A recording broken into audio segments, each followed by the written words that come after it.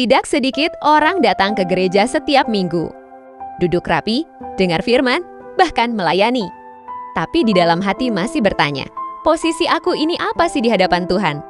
Yesus tidak mengundang kita untuk sekedar hadir. Tuhan mengundang kita untuk tinggal. Bukan tinggal di gedung, tapi tinggal di dalam kasih-Nya. Yesus sedang berbicara tentang kasih yang tidak seperti cara dunia mengasihi. Bukan kasih yang muncul karena keadaan sedang baik. Bukan kasih yang berubah ketika keadaan jadi sulit. Ini adalah kasih yang lahir dari hubungan antara bapa dan anak, kasih yang berasal dari surga, kasih dari Allah sendiri. Dan Yesus berkata, kasih yang sama itulah yang aku berikan kepadamu.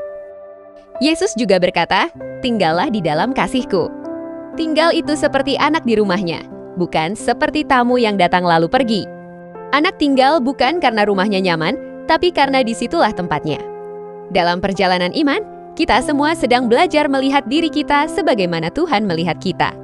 Bukan soal seberapa sering kita datang ke gereja, tapi bagaimana kita melihat diri kita sendiri.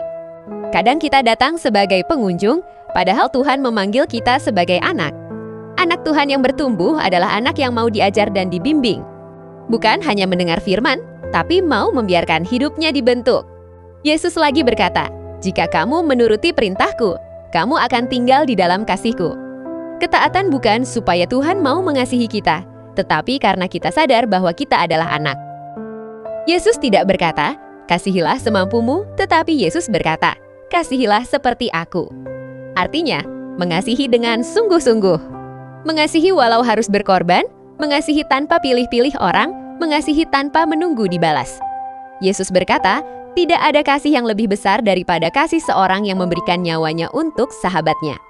Kasih yang besar tidak diukur dari siapa yang kita sayangi, tetapi dari apa yang rela kita korbankan. Di gereja, kita belajar mengasihi dengan nyata. Mengasihi orang yang berbeda dengan kita. Belajar menahan emosi, belajar memberi dengan tulus. Itulah kasih Kristus yang sedang Tuhan bentuk di dalam hidup kita. Yesus berkata, aku tidak lagi menyebut kamu hamba. Karena seorang hamba hanya melakukan perintah tanpa tahu apa rencana tuannya. Yesus menyebut kita sahabat karena Dia tidak hanya memberi perintah, tetapi juga melibatkan kita dalam apa yang Dia lakukan. Yesus juga mau kita tahu apa yang sedang Dia kerjakan. Persahabatan ini bertumbuh ketika kita mau berjalan bersama Tuhan, bukan hanya menerima berkat darinya. Saat kita memuridkan orang lain, kita sedang bekerja bersama Tuhan. Bukan sekedar dipakai, tapi ikut ambil bagian dalam pekerjaannya. Disitulah hubungan kita berubah dari hamba menjadi sahabat. Yesus berkata, bukan kamu yang memilih Aku, tetapi Akulah yang memilih kamu. Tuhan yang lebih dulu memilih kita untuk menjadi milik-Nya, memanggil kita sebagai anak-Nya, mengajar kita untuk mengasihi dengan sungguh-sungguh, dan mengajak kita hidup dekat dengannya. Inilah panggilan kita menjadi anak dan sahabat.